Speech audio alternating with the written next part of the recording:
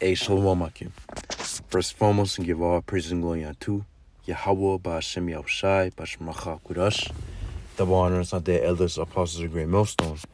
The elders of the great millstone, and of course, peace and blessings under the hopeful elect, the sincere servants at Yahweh, Ba'Shem Yahushai, serve him in truth and sincerity. Yes, so I'm the brother Chayaba, of course, from GMS Plain Tables Camp, coming back with another lesson to the Spirit. And this lesson will be based off of really Revelation chapter 12 and 12. As we know, we are at the end times, and we're at the time where Esau is about to come down great wrath.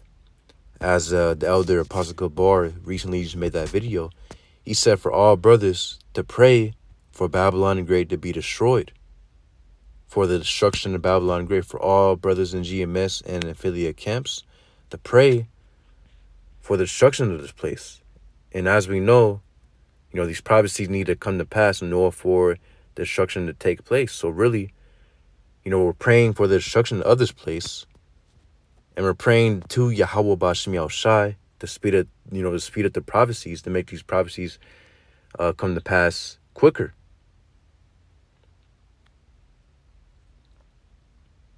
So to read real quick, it says Revelation chapter 12 and 12. It says, "Therefore rejoice, ye heavens, and ye that dwell in them. Woe to the inhabitants of the earth and of the sea, for the devil is come down unto you, having great wrath, because he knoweth that he hath but a short time." Yeah, and Esau, and by the way, the devil is speaking about a man, a particular man. It's not speaking about, somebody in a mythical underworld, because, a lot of so-called Christians believe in a mythical hell, which there's no such thing as a spiritual underground hell, and that's really mythology. All hell means within the Hebrew is sha'awal, which means grave, and hell can also refer onto a condition. And when the scriptures speak about, of course, like hell, the lake of fire, that's really speaking about the destruction of Babylon the Great, which is America, that's going to go through during the nuclear war. The scriptures speak about World War III. The scriptures speak about pretty much the other nations shooting their arrows upon Babylon the Great. Arrows are symbolic, or in those verses, when the scriptures speak about the other nations, shooting their arrows upon Babylon the Great, those arrows are symbolic unto the nuclear missiles.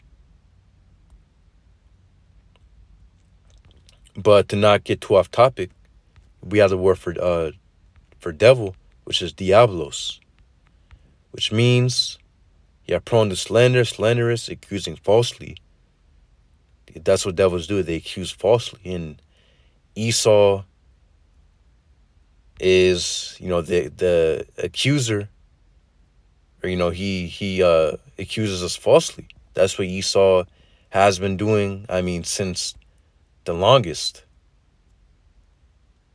or for the longest. It says metaphorically, it also says calumniator, false accuser, slanderer. We're constantly being slandered by Esau, and the main ones on his list are the prophets. As scriptures say, he's going to try to persecute the prophets. And the scriptures also say, bless are ye when men shall revile you, because that's going to come upon the men of the Lord, the servants of the Lord. We're going to be persecuted. And it's just like how Yahushua really, Yahushua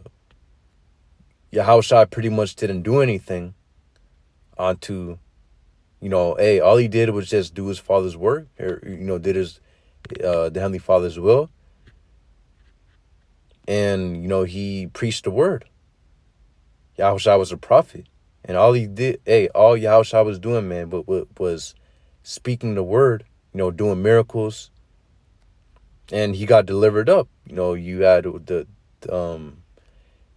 pretty much wicked men deliver up Yahushua.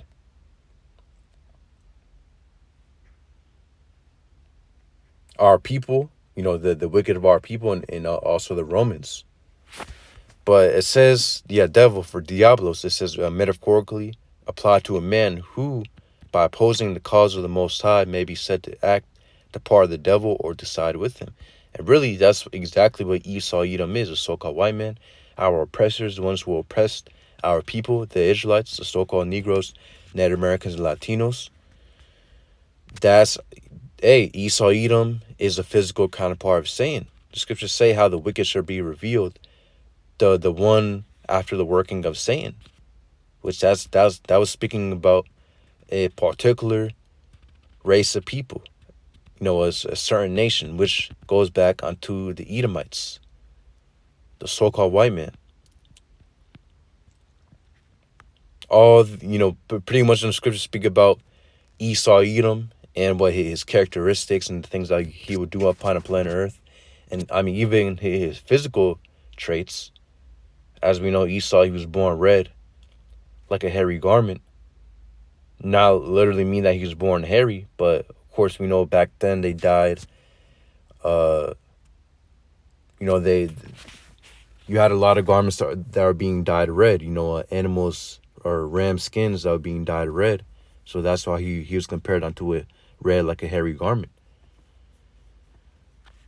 But also, the amount of things, or when the scriptures go into what Esau would be doing, all that matches up to the so-called white man. Of course, all so-called white people automatically Edomites? No. Or when I say that, are all people with leprous, pale skin automatically Edomites? No. But we know that the majority of them are, without a doubt. Those are our oppressors. When you look at the top and the rich, all of them are Edomites. The elite international bankers, the Rothschilds, the Rockefellers, and the Gettys and the DuPonts, and so on and so forth. The ones who run these corporations and these big companies. They control these banks. But all that goes back to who. So yeah, real quick, this is Revelation chapter 12 and 12. It says, therefore, rejoice, ye heavens, and ye that dwell in them. You had to read it once again. It says, woe to the inhabitants of the earth and of the sea, for the devil is come down unto you, having great wrath, because he knoweth that he hath but a short time. So we obviously know that Esau Edom is a devil. And he's coming down with great wrath. And he's going to try to come, he will come down great wrath. And yeah, it says, woe to the inhabitants of the earth and of the sea, because everybody is going to have to experience what Esau is coming with very shortly. The agendas that he's moving with, which is the main thing that he's going to come with is going to be that mark of the beast that's spoken about in Revelation chapter 13 and 16.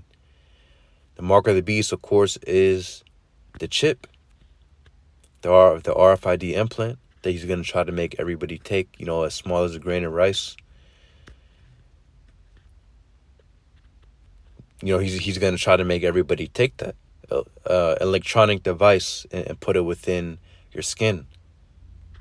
By the time he mandates it, could it be even smaller? Yeah, than a grain of rice? Possibly. And we already know how it's very soon where he's going to mandate it. It's many articles that, are pretty much already going into this technology. And, just the different things that Esau's pushing for and the conditioning that he's doing. It's obvious that it's very soon. The implementation of this mark of the beast, the RFID implant. It says, having great wrath, because he knoweth that he hath but a short time. And the reason why he's moving so fast and, putting certain laws in place, as soon as you wake up, it's something else. Or, it's something on news concerning Esau moving with his agenda, which is ultimately to mandate that mark of the beast. It's a lot of other things happening too as well. But that's the main thing that he's looking for. Ultimately to establish the NWO, which is pretty much going to be based upon the MOTB. the mark of the beast. Yes, it says, because he knoweth that he hath but a short time.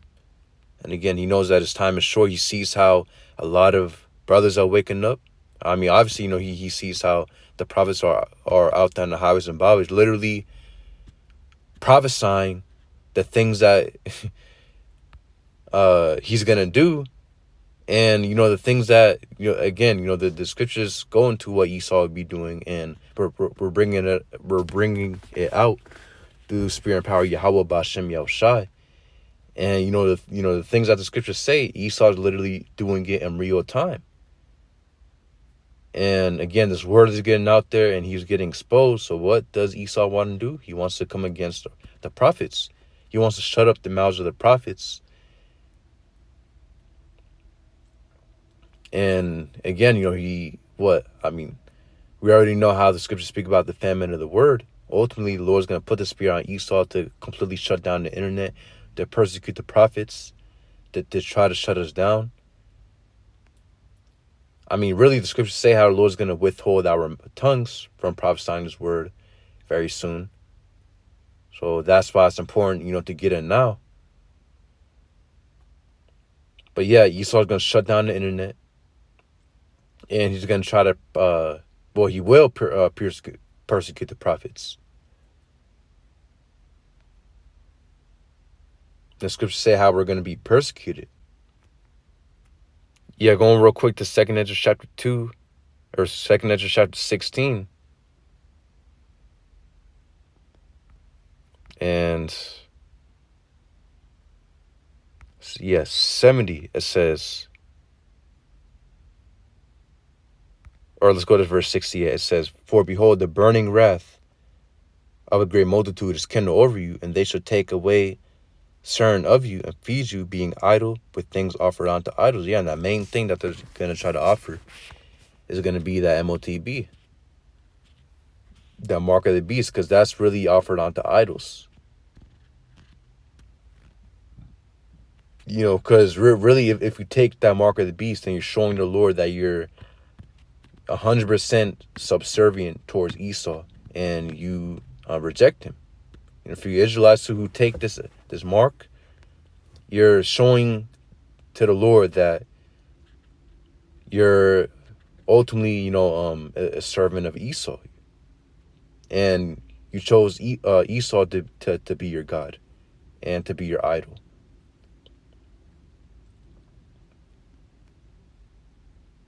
Yes, so it says, verse 69, and they that consent unto them shall be had in derision and in reproach and trodden under foot.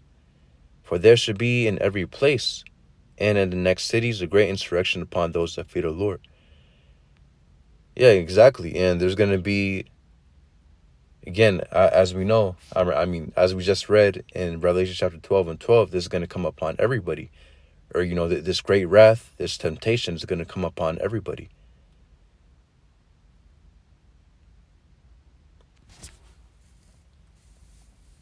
And it says, and upon a great insurrection upon those that fear the Lord. When you get that word for insurrection, it's or in the dictionary, it means a violent uprising against an authority or government.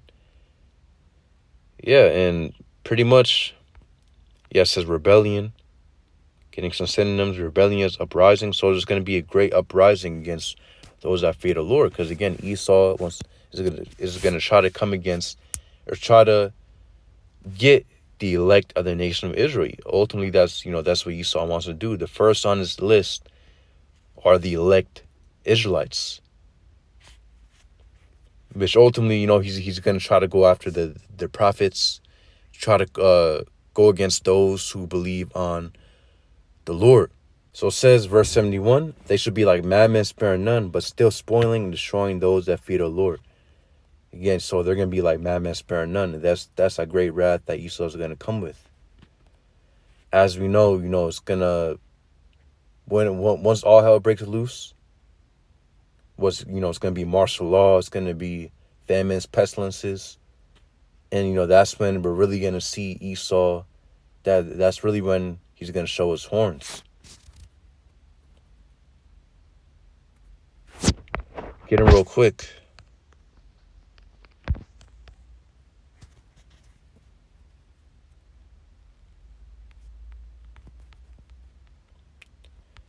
This is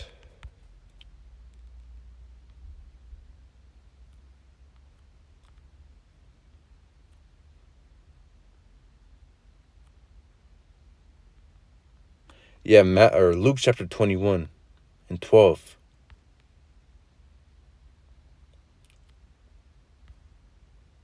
Or let's go to verse 10. It says, Then he said unto them, Nation shall rise against nation, and kingdom against kingdom. Yeah, by the way, of course, we already know how the disciples asked Yahushua, what would be the sign that they are at the end? And Yahushua proceeds to give them the signs. It says, Then he said unto them, Nation shall rise against nation, and kingdom against kingdom. And great earthquakes shall be in divers places, famines and pestilences, and fearful sights, and great signs shall there be from heaven. Yeah, so there's going to be wars, rumors of wars. I mean, we're pretty much in a time of rumors of wars. And there are, of course, wars happening currently even. And these, for example, you have the Russia, Ukraine, and you have Israel, Hamas. And I mean, pretty much so those wars are occurring right now. But hey, that main war to come is World War III. It says, and it says, and great earthquakes shall be in divers places, and famines and pestilences. Yeah, and in a sense, we're already going through those things, man. We're already going through all these things that's being spoken about. It's just gonna get worse. It's gonna hit its climax very soon. But hey, we are already going through these things, man. Pestilences. I mean, we already had that great pestilence pass. The famine. I mean, it's already food shortages. It's inflation happening. It says, earthquakes and plenty of earthquakes happening. It says, and fearful sights and great signs shall there be from heaven. Yeah, verse 12, it says, but before all these things, they shall lay their hands on you and persecute you, delivering you up to the synagogues and into prisons, being brought before kings or rulers for my name's sake. So, let's get that word for persecute within the Greek. So it's the Greek word. Strong's G, 1377. Dioko. Yeah, which means, to get straight to the point, it says, in any way, whatever, to harass, trouble, molest one, to be mistreated, suffer persecution on account of something.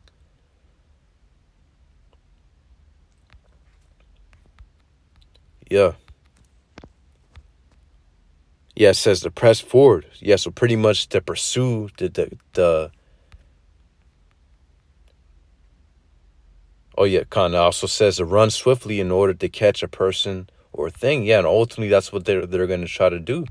They will persecute the prophets, meaning that they're going to try to get us in any way. Some brothers, they're going to be able to catch, and put them in prisons. But hey, Esau won't be able to, get every single elect member, and store every single elect member of the nation of Israel, within prisons or the synagogues. But Esau will be able to, because the Lord's going to allow Esau to be able to do it, to lay hands on certain of the elect and put them in prisons. It's good to say how pretty much what we're going to be put in prisons for 10 days, which 10 days is a symbolic number, meaning a complete number, whatever the Lord deems, or, whatever the Lord decides, how many days are going to be in there, that's how many days are going to be in there.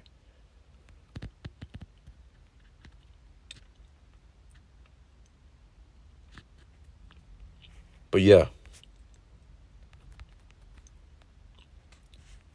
persecute.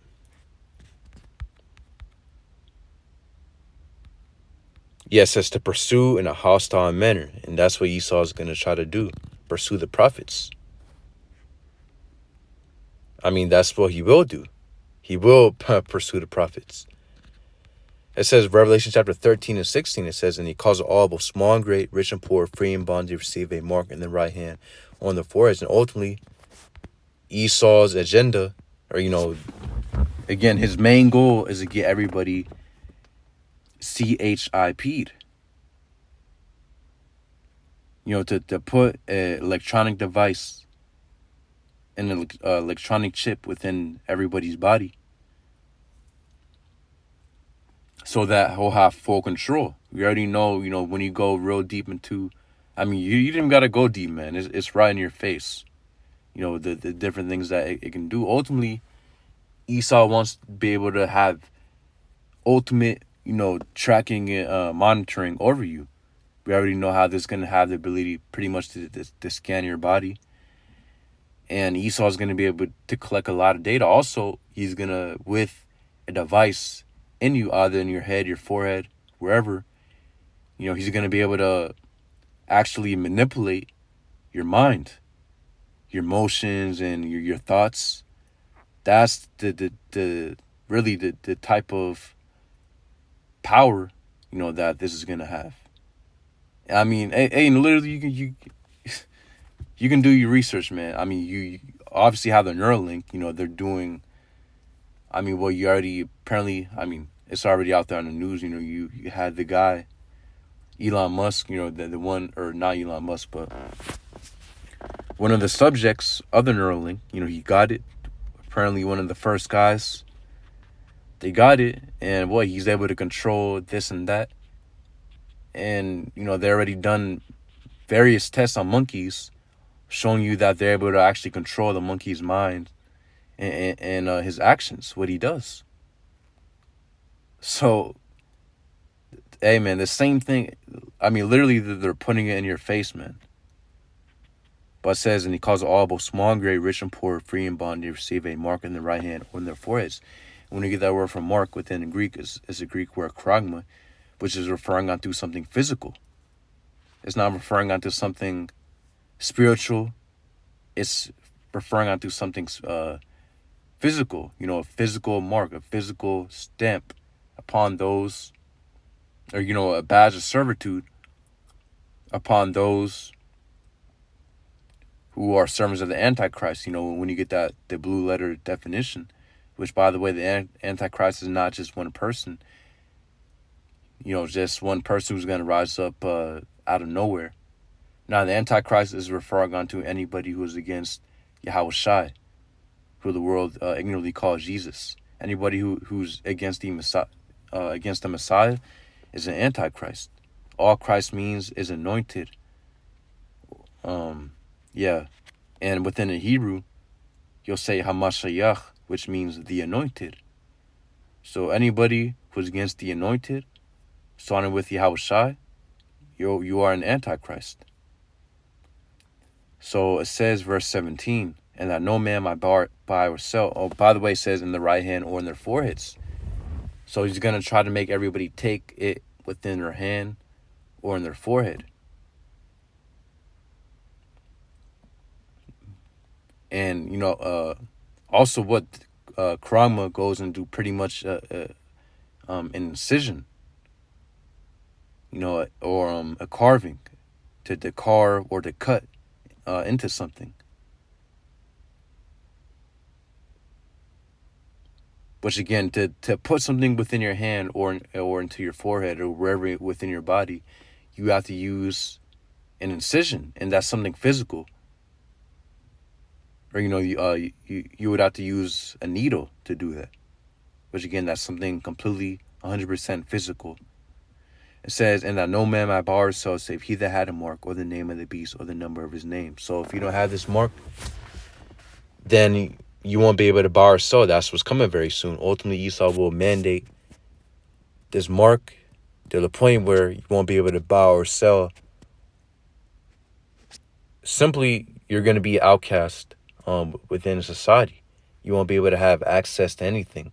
Have a job, pay your bills, go to the store, do extracurricular activities, going to the gym or whatever, to have access within anything, or to have access to anything within a society, you're going to have that mark. And that's what's coming very soon. So Esau's going to use that as a trap. And that's why the scriptures say how, again, the hour of temptation, that right there is the hour of temptation. But, that's you can get that in Revelation chapter 3 and 10. Well, let's go ahead and end it off right there. So this Revelation chapter 3 and 10.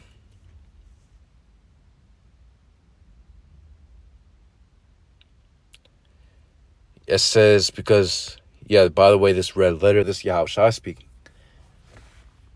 It says, because thou hast kept the word of my patience, meaning for those who endure within his truth and do the Lord's will and serve Yahweh Bashem Yahushai. It says, because thou hast kept the word of my patience, I also will keep thee from the hour of temptation, which shall come upon all the world to try them that dwell upon the earth. So Yahushai will reserve the elect from taking this mark, which again, that's going to be the hour of temptation. Yahushua is going to keep the elect reserved and safe and a hedge around them, so that they're taken care of within these upcoming times, knowing that's going to be, again, the time where Esau comes down with great wrath, like a madman sparing none. And he's going to mandate that mark.